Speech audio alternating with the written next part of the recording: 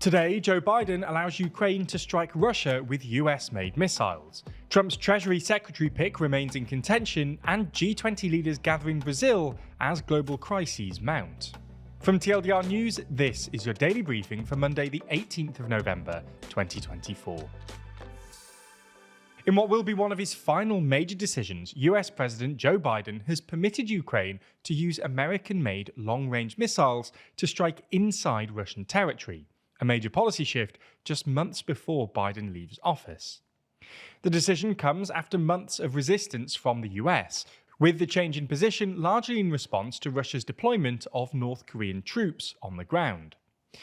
The news of Biden's policy shift has been widely reported, though neither the White House or US State Department have officially commented. Ukraine's President Zelensky said such things are not announced, and that the missiles would speak for themselves.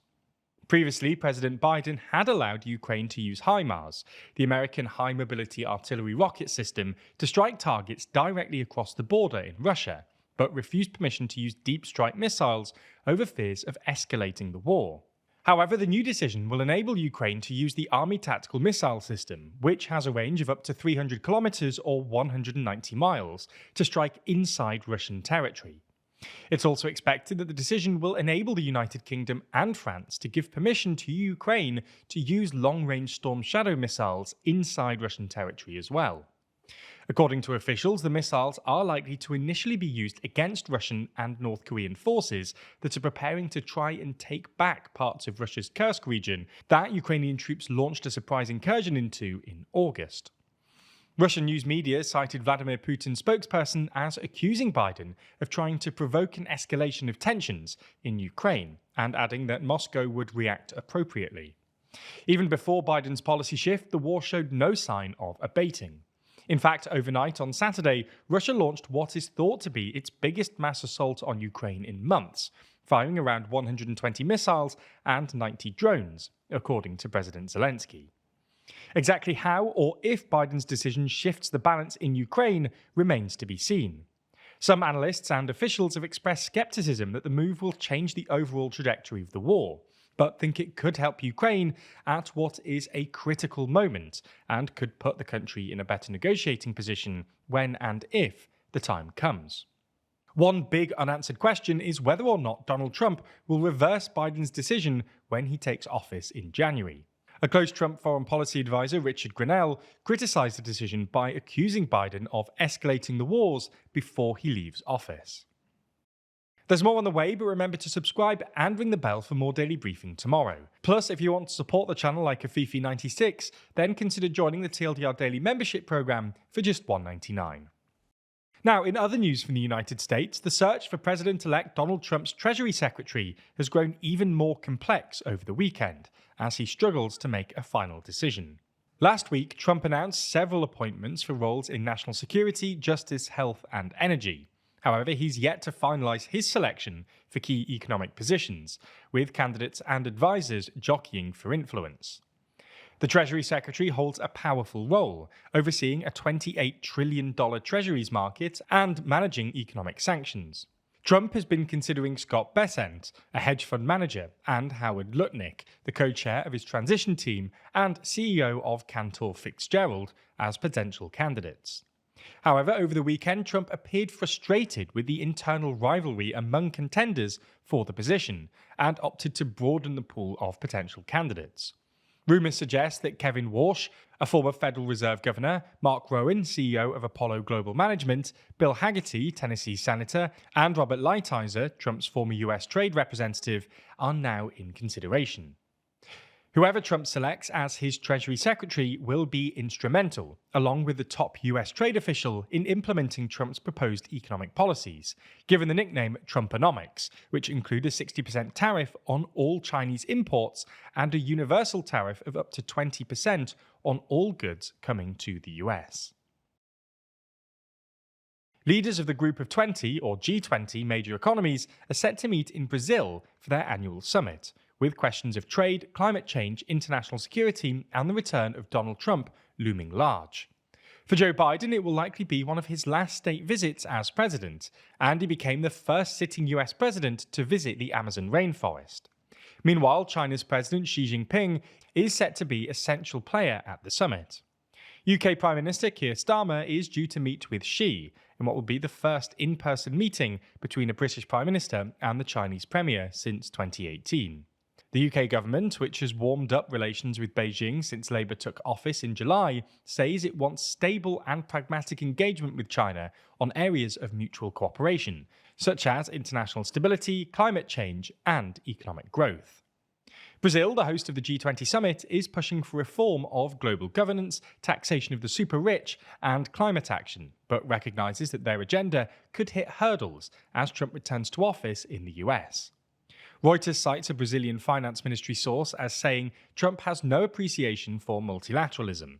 I don't see many possibilities of a Trump administration engaging in these issues or showing any interest in them.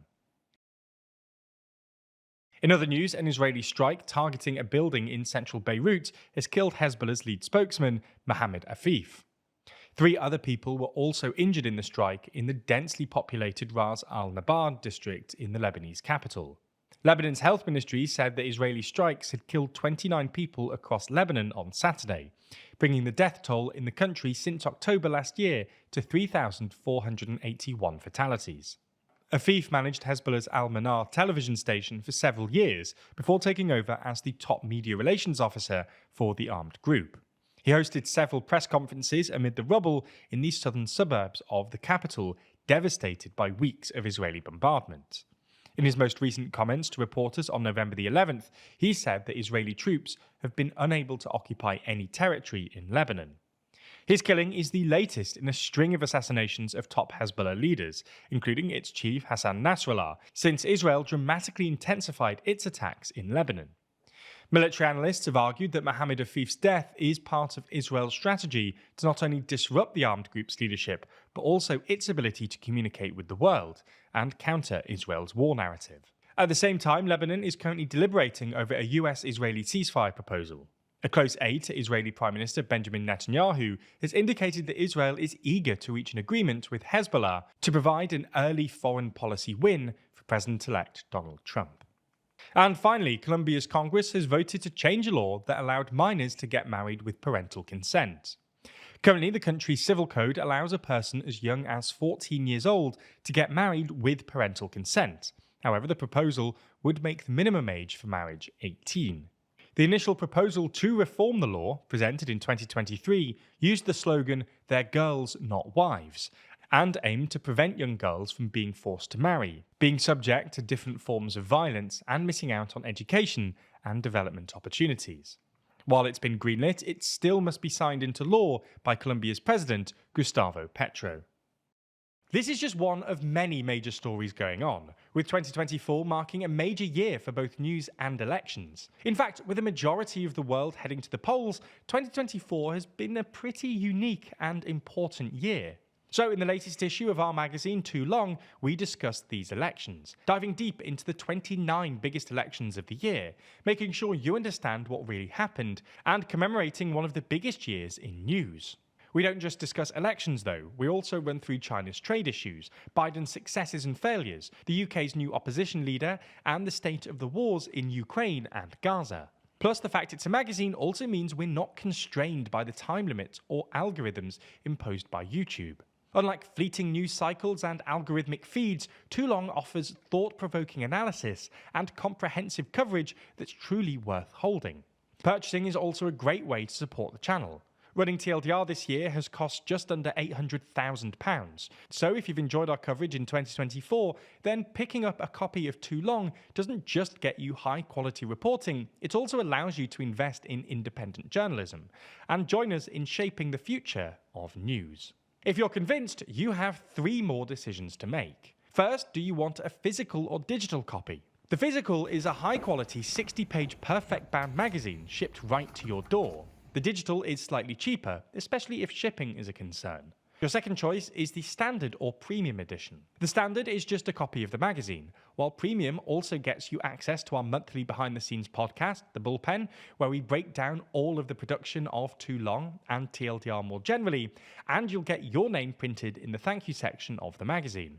Finally, do you want to subscribe? If you do, you'll get a copy of Too Long every 4 months, meaning you'll never miss an issue. Plus, you'll also get 25% off every copy as long as you stay subscribed. If you can, subscribing also gives us a reliable income stream, which is super useful for us. Regardless of which option you choose, you can buy a copy right now at toolong.news or click the link in the description. Thanks for your support, and thanks for backing Too Long.